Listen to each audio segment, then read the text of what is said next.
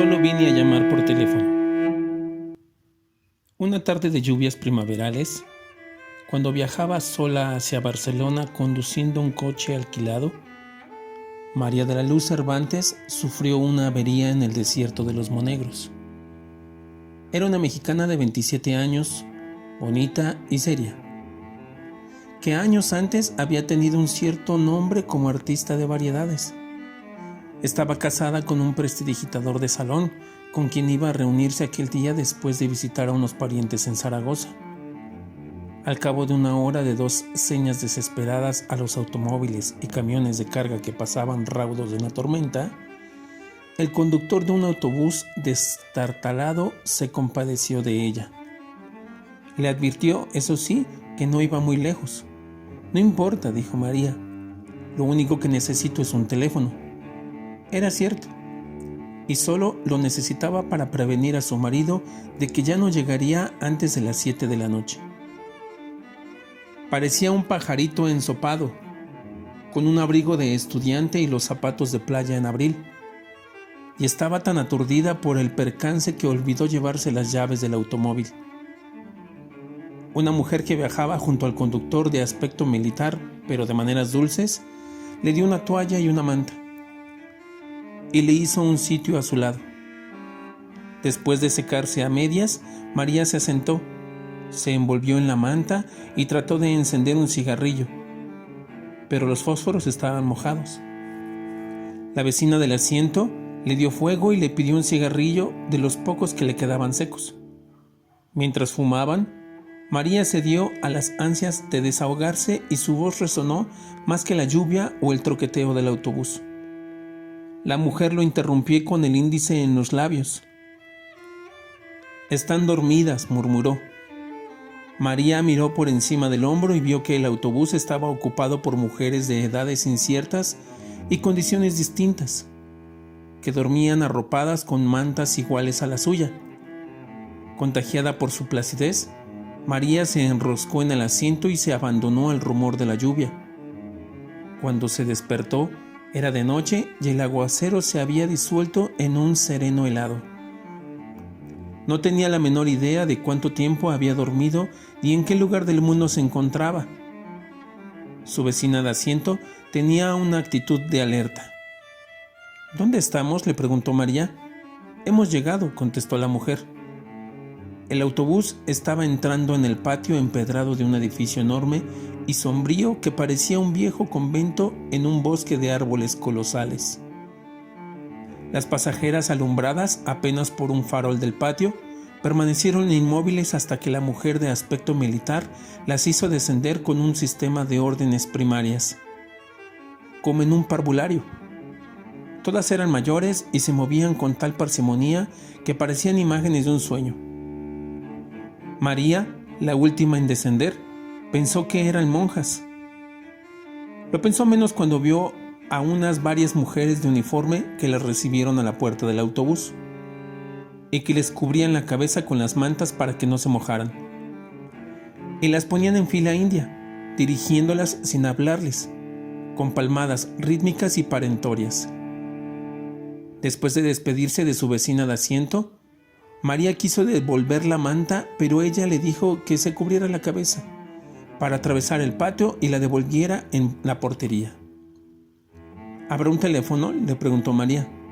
«Por supuesto», dijo la mujer, «ahí mismo le indican». Le pidió a María otro cigarrillo y ella le dio el resto del paquete mojado.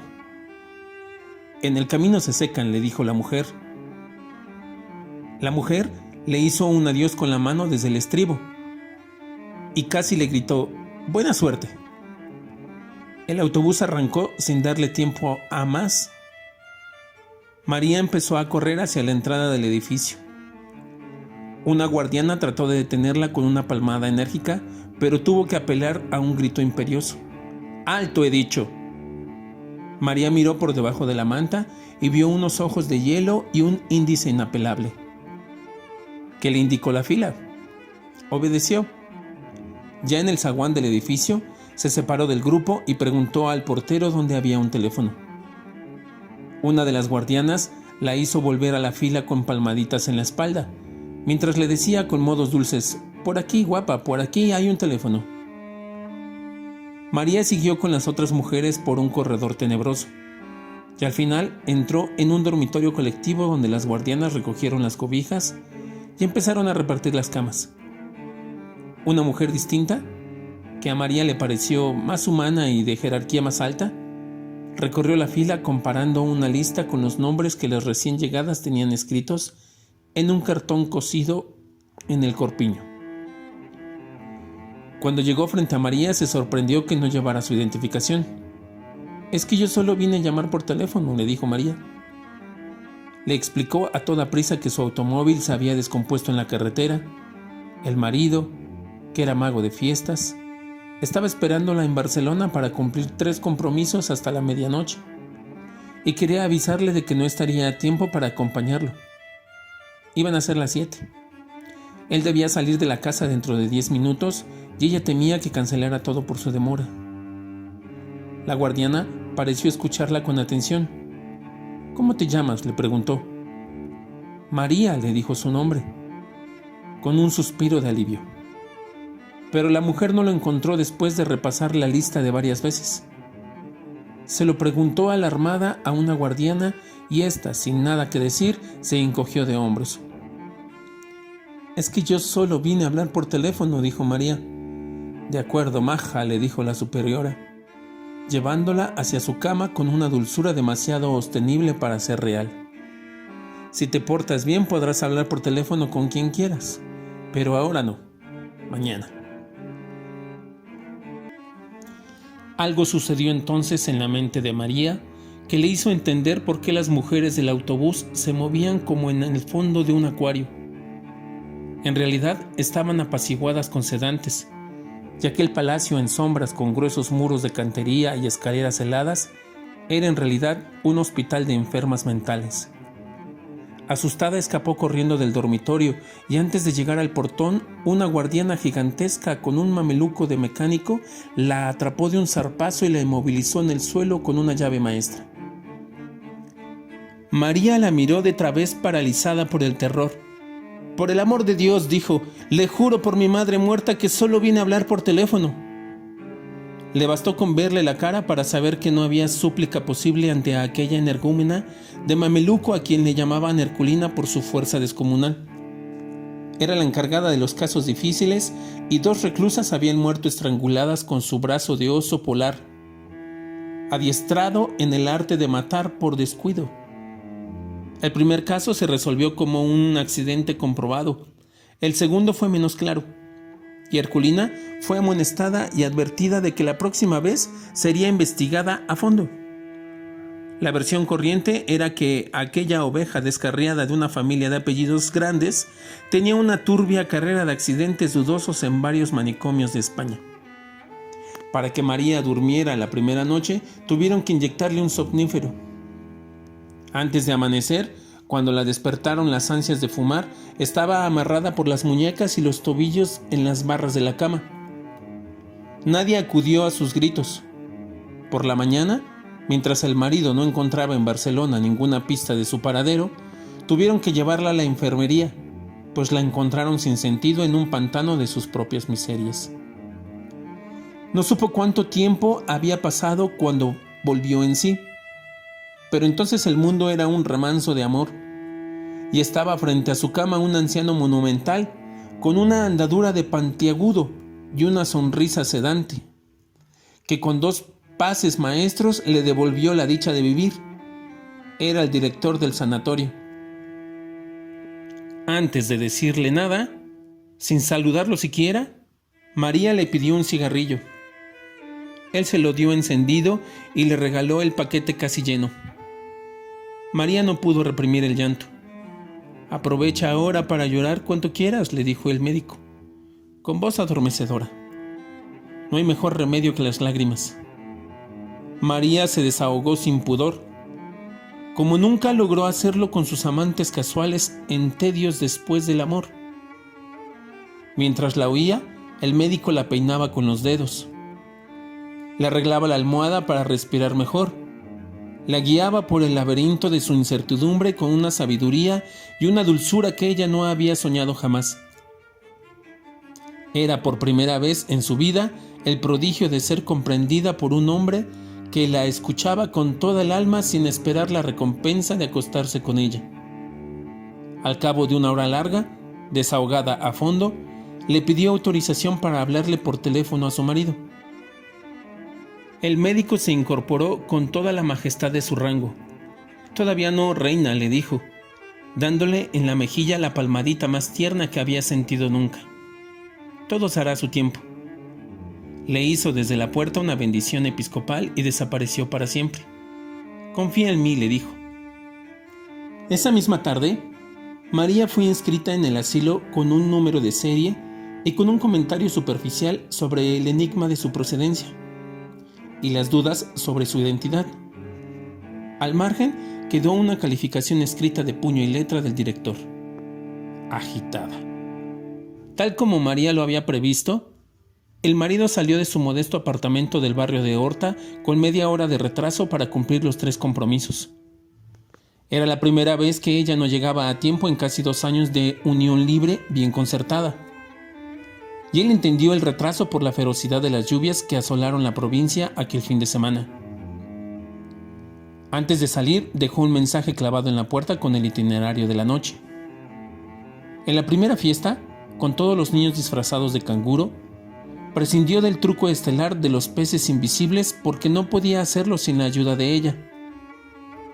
El segundo compromiso era en casa de una anciana de 93 años, en silla de ruedas, que se preciaba de haber celebrado cada uno de sus últimos 30 cumpleaños con un mago distinto. Él estaba tan contrariado con la demora de María que no pudo concentrarse en las suertes más simples.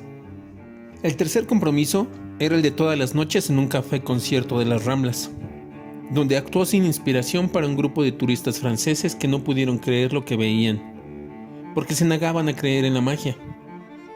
Después de cada representación, llamó por teléfono a su casa y esperó sin ilusiones a que María le contestara. En la última, ya no pudo reprimir la inquietud de que algo malo había ocurrido. De regreso a casa, en la camioneta adaptada para las funciones públicas, vio el esplendor de la primavera en las palmeras del Paseo de Gracia. Y lo estremeció el pensamiento aciago de cómo podía ser la ciudad sin María. La última esperanza se desvaneció cuando encontró su recado todavía prendido en la puerta. Estaba tan contrariado que se le olvidó darle la comida al gato. Solo ahora que lo escribo, caigo en la cuenta de que nunca supe cómo se llamaba en realidad, porque en Barcelona solo le conocíamos por su nombre profesional, Saturno el Mago. Era un hombre de carácter raro y con una torpeza social irremediable, pero el tacto y la gracia que le hacían falta le sobraban a María. Era ella quien lo llevaba de la mano en esta comunidad de grandes misterios, donde a nadie se le hubiera ocurrido llamar a nadie por teléfono después de la medianoche para preguntar por su mujer. Saturno lo había hecho de recién venido y no quería recordarlo. Así que esa noche se conformó con llamar a Zaragoza, donde una abuela medio dormida le contestó sin alarma que María había partido después del almuerzo. No durmió más de 1 hora al amanecer. Tuvo un sueño cenagoso, en el cual vio a María con un vestido de novia en piltrafas y salpicado de sangre, y despertó con la certidumbre pavorosa de que había vuelto a dejarle solo, y ahora para siempre en el vasto mundo sin ella. Lo había hecho 3 veces con 3 hombres distintos, incluso él, en los últimos 5 años. Lo había abandonado en la Ciudad de México a los 6 meses de conocerse, cuando agonizaban de felicidad con un amor demente en un cuarto de servicio de la colonia Anzures. Una mañana, María no amaneció en la casa después de una noche de abusos inconfesables. Dejó todo lo que era suyo, hasta el anillo de su matrimonio anterior, y una carta en la cual decía que no era capaz de sobrevivir al tormento de aquel amor desatinado. Saturno pensó que había vuelto con su primer esposo, un condiscípulo de la escuela secundaria con quien se casó a escondidas siendo menor de edad, y al cual abandonó por otro al cabo de 2 años sin amor.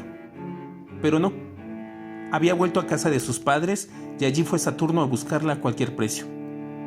Le rogó sin condiciones, le prometió mucho más de lo que resultó cumplir.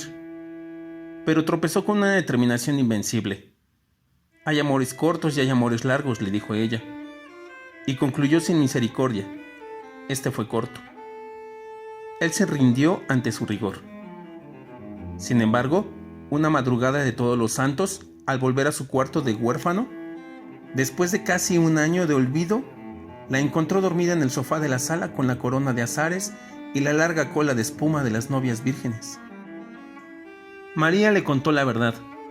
El nuevo novio, viudo, sin hijos, con la vida resuelta y la disposición de casarse para siempre por la Iglesia Católica, la había dejado vestida y esperando en el altar.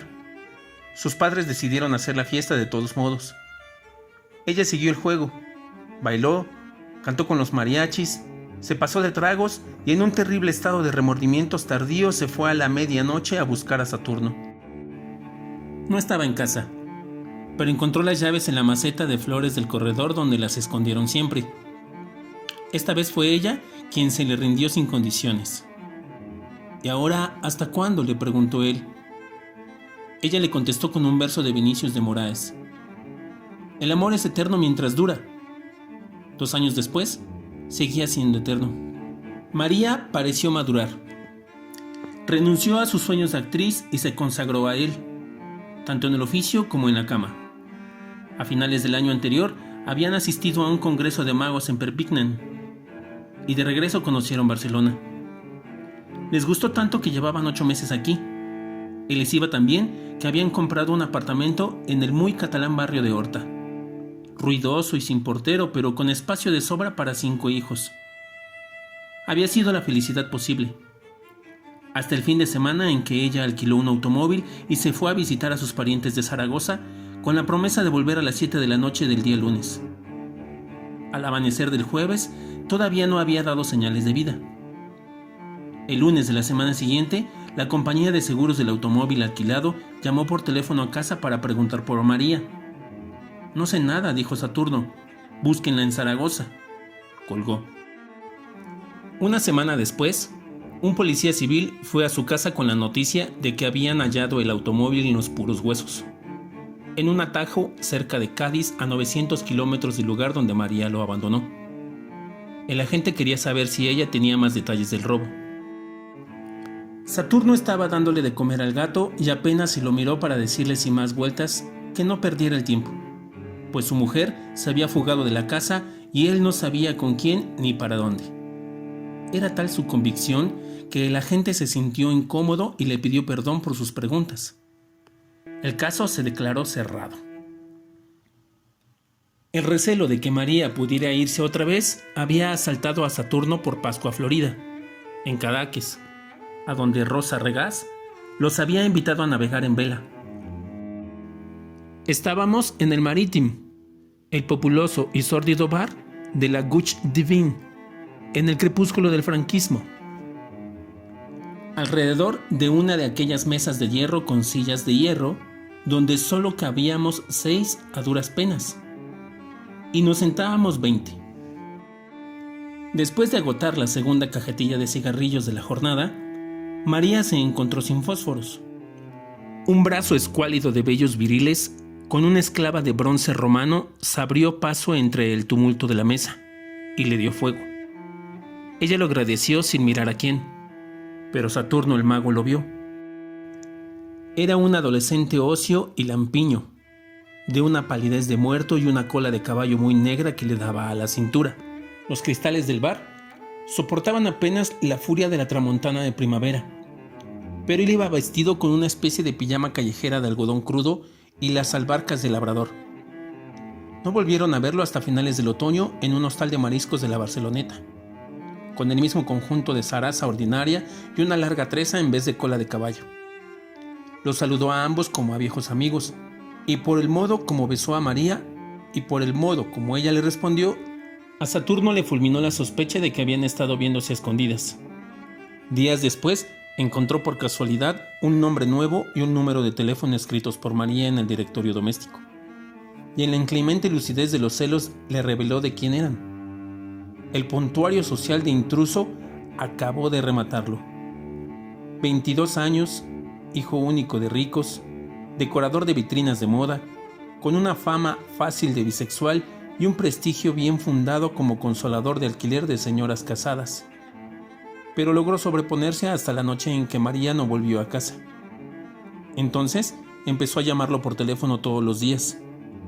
Primero cada 2 o 3 horas, desde las 6 de la mañana hasta la madrugada siguiente. Y después, cada vez que encontraba un teléfono a la mano.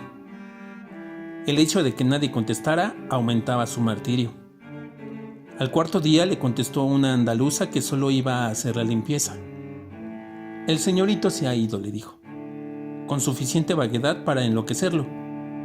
Saturno no resistió la tentación de preguntarle si por casualidad no estaba ahí la señorita María. Aquí no vive ninguna María, le dijo la mujer. El señorito es soltero. Ya lo sé, le dijo él. No vive, pero a veces va, ¿o no? La mujer se encabritó. ¿Pero quién coño habla ahí? Saturno colgó. La negativa de la mujer le pareció una confirmación más de lo que ya no era para él una sospecha, sino una certidumbre ardiente. Perdió el control. En los días siguientes, llamó por orden alfabético a todos los conocidos de Barcelona. Nadie le dio razón, pero cada llamada le agravó la desdicha, porque sus delirios de celos eran ya célebres entre los trasnochadores impenitentes de la Gauche Divan, y le contestaban con cualquier broma que lo hiciera sufrir. Solo entonces comprendió hasta qué punto estaba solo en aquella ciudad hermosa, lunática e impenetrable, en la que nunca sería feliz. Por la madrugada, después de darle de comer al gato, se apretó el corazón para no morir y tomó la determinación de olvidar a María. A los 2 meses, María no se había adaptado aún a la vida del sanatorio. Sobrevivía picoteando apenas la pitanza de cárcel, con los cubiertos encadenados al mesón de madera bruta y la vista fija en la litografía del general Francisco Franco que presidía el lúgubre comedor medieval. Al principio, se resistía a las horas canónicas con su rutina bobalicona de maitines, laudes, vísperas y otros oficios de iglesia que ocupaban la mayor parte del tiempo. Se negaba a jugar a la pelota en el patio de recreo y a trabajar en el taller de flores artificiales que un grupo de reclusas atendía con una diligencia frenética. Pero a partir de la 3ª semana fue incorporándose poco a poco a la vida del claustro. A fin de cuentas, decían los médicos, así empezaban todas. Y tarde o temprano terminaban por integrarse a la comunidad. La falta de cigarrillos, resuelta en los primeros días por una guardiana que se los vendía a precio de oro, volvió a atormentarla cuando se le agotó el poco dinero que llevaba. Se consoló después con los cigarrillos de papel periódico que algunas reclusas fabricaban con las colillas recogidas de la basura, pues la obsesión de fumar había llegado a ser tan intensa como la del teléfono. Las pesetas exiguas que se ganó más tarde, fabricando flores artificiales, le permitieron un alivio efímero. Lo más duro era la soledad de las noches.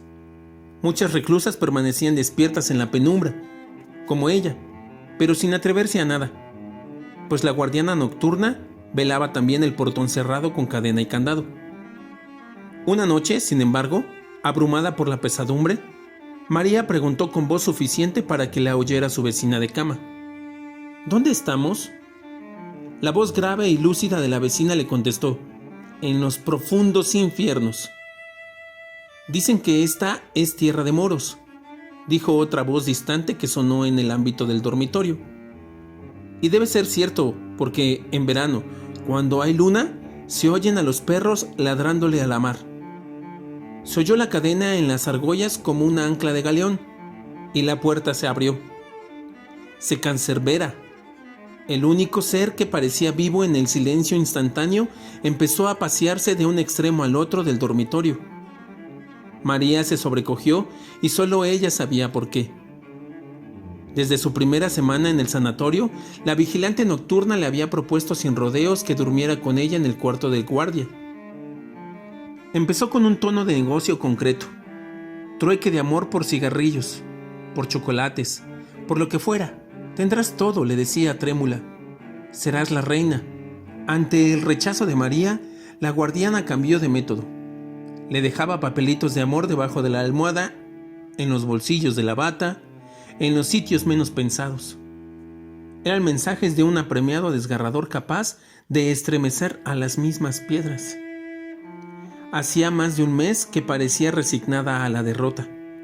La noche en que se promovió el incidente en el dormitorio, cuando estuvo convencida de que todas las reclusas dormían, la guardia se acercó a la cama de María y murmuró en su oído toda clase de obscenidades tiernas. Mientras le besaba la cara, el cuello, estaba tenso de terror, los brazos yermos, las piernas exhaustas. Por último, creyendo tal vez que la parálisis de María no era de miedo sino de complacencia, se atrevió a ir más lejos. María le soltó entonces un golpe con el revés de la mano que la mandó contra la cama vecina. La guardiana se incorporó furibunda en medio del escándalo de las reclusas alborotadas. ¡Hija de puta!, gritó. Nos pudriremos juntas en este chiquero hasta que te vuelvas loca por mí. El verano llegó sin anunciarse el primer domingo de junio y hubo que tomar medidas de emergencia, porque las reclusas sofocadas empezaban a quitarse durante la misa los balandranes de estameña. María asistió divertida al espectáculo de las enfermas en pelota que las guardianas correteaban por las naves como gallinas ciegas. En medio de la confusión, trató de protegerse de los golpes perdidos, y sin saber cómo se encontró sola en una oficina abandonada y con un teléfono que repicaba sin cesar con un timbre de súplica, María contestó sin pensarlo. Y oyó una voz lejana y sonriente que se entretenía imitando el servicio telefónico de la hora. Son las 45 horas, 92 minutos y 107 segundos. «Maricón», dijo María. Colgó divertida. Ya se iba, cuando cayó en la cuenta de que estaba dejando escapar una ocasión irrepetible. Entonces marcó 6 cifras, con tanta tensión y tanta prisa que no estuvo segura de que fuese el número de su casa. Esperó con el corazón desbocado. Oyó el timbre una vez, 2 veces, 3 veces, y oyó por fin la voz del hombre de su vida en la casa sin ella. Bueno, tuvo que esperar a que se le pasara la pelota de lágrimas que se le formó en la garganta. «Conejo, vida mía», suspiró. Las lágrimas le vencieron.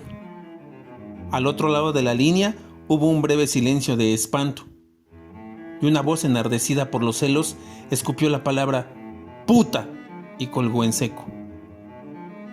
Esa noche, en un ataque frenético, María descolgó en el refectorio la litografía del generalismo.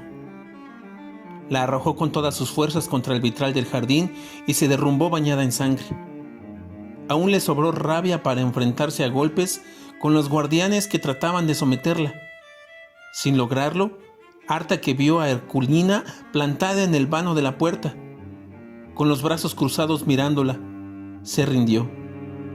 No obstante, la arrastraron hasta el pabellón de las locas furiosas, la aniquilaron con una manguera de agua helada y le inyectaron trementina en las piernas.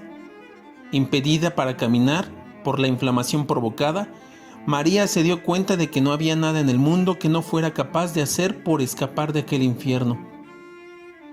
La semana siguiente, ya de regreso al dormitorio común, se levantó de puntillas y tocó en la celda de la guardiana nocturna. El precio de María, exigido por ella de antemano, fue llevarle un mensaje a su marido. La guardiana aceptó, siempre que el trato se mantuviera en secreto absoluto, y la apuntó con un índice inexorable: si alguna vez se sabe, te mueres. Así que Saturno, el mago, fue al sanatorio de las locas el sábado siguiente, con la camioneta de circo preparada para celebrar el regreso de María.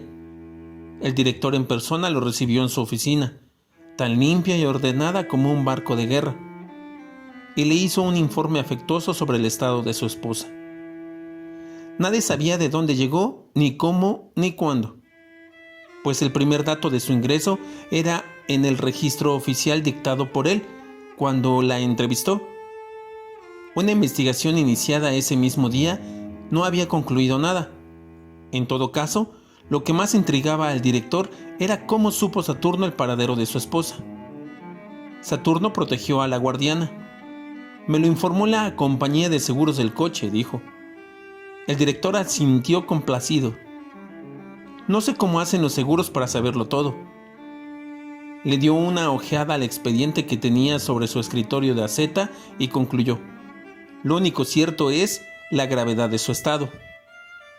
Estaba dispuesto a autorizarle una visita con las precauciones debidas si Saturno el mago le prometía, por el bien de su esposa, ceñirse a la conducta que él le indicaba, sobre todo en la manera de tratarla, para evitar que recayera en uno de sus arrebatos de furia cada vez más frecuentes y peligrosos. Era raro, dijo Saturno, siempre de genio fuerte, pero de mucho dominio. El médico hizo un ademán de sabio. Hay conductas que permanecen latentes durante muchos años y un día estallan, dijo. Con todo, es una suerte que haya caído por aquí, porque somos especialistas en casos que requieren mano dura. Al final, hizo una advertencia sobre la rara obsesión de María por el teléfono. Sígale la corriente, dijo. Tranquilo, doctor, dijo Saturno con un aire alegre.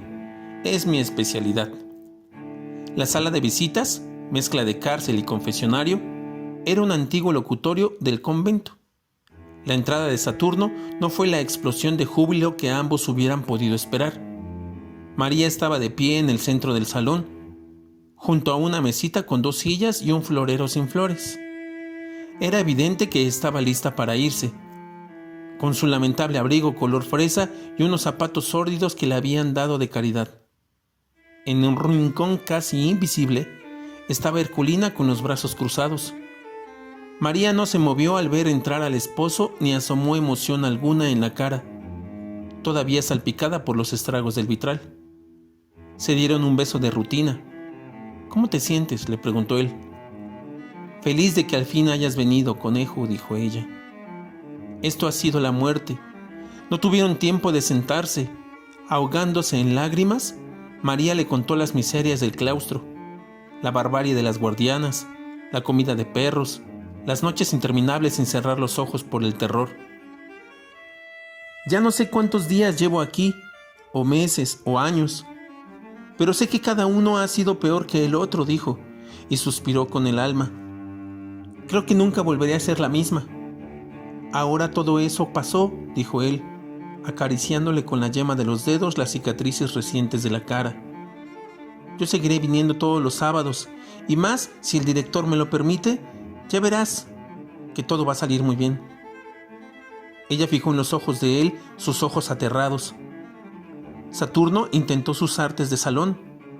Le contó, en el tono pueril de las grandes mentiras, una versión dulcificada de los propósitos del médico. En síntesis, concluyó, aún te faltan algunos días para estar recuperada por completo. María entendió la verdad. Por Dios, conejo, dijo atónita. No me digas que tú también crees que estoy loca. ¿Cómo se te ocurre?, dijo él, tratando de reír. Lo que pasa es que será mucho más conveniente para todos que sigas un tiempo aquí. En mejores condiciones, por supuesto. Pero si ya te dije que solo vine a hablar por teléfono, dijo María. Él no supo cómo reaccionar ante la obsesión temible. Miró a Herculina. Esta aprovechó la mirada para indicarle en su reloj de pulso que era el tiempo de terminar la visita. María interceptó la señal, miró hacia atrás y vio a Herculina en la tensión del salto inminente. Entonces se aferró al cuello de su marido gritando como una verdadera loca. Él se la quitó de encima con tanto amor como pudo y la dejó a merced de Herculina, que le saltó por la espalda. Sin darle tiempo para reaccionar, le aplicó una llave con la mano izquierda. Le pasó el otro brazo de hierro alrededor del cuello y le gritó a Saturno el mago: «¡Váyase!». Saturno huyó despavorido. Sin embargo, el sábado siguiente, ya repuesto del espanto de la visita, volvió al sanatorio con el gato vestido igual que él, la malla roja y amarilla del gran leotardo, el sombrero de copa y una capa de vuelta y media que parecía para volar. Entró en la camioneta de feria hasta el patio del claustro, y allí hizo una función prodigiosa de casi 3 horas que las reclusas gozaron desde los balcones, con gritos discordantes y ovaciones inoportunas. Estaban todas menos María, que no solo se negó a recibir a su marido, sino, inclusive, a verlo desde los balcones. Saturno se sintió herido de muerte. Es una reacción típica, lo consoló el director. Ya pasará, pero no pasó nunca. Después de intentar muchas veces ver de nuevo a María, Saturno hizo lo imposible para que recibiera una carta, pero fue inútil. 4 veces la devolvió cerrada y sin comentarios. Saturno desistió, pero siguió dejando en la portería del hospital las raciones de cigarrillos sin saber siquiera si llegaban a María, hasta que lo venció la realidad. Nunca más se supo de él, salvo que volvió a casarse y regresó a su país. Antes de irse a Barcelona, le dejó el gato medio muerto de hambre a una noviecita casual, que además se comprometió a seguir llevándole los cigarrillos a María, pero también ella desapareció. Rosa Regás recordaba haberla visto en el Corte Inglés hace unos 12 años, con la cabeza rapada y el balandrán anaranjado de alguna secta oriental, y encinta a más no poder.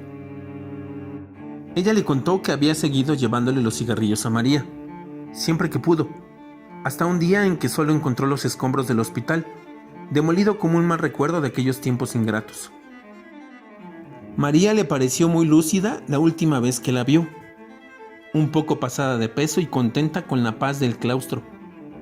Ese día le llevó el gato, porque ya se le había acabado el dinero que Saturno le dejó para darle de comer.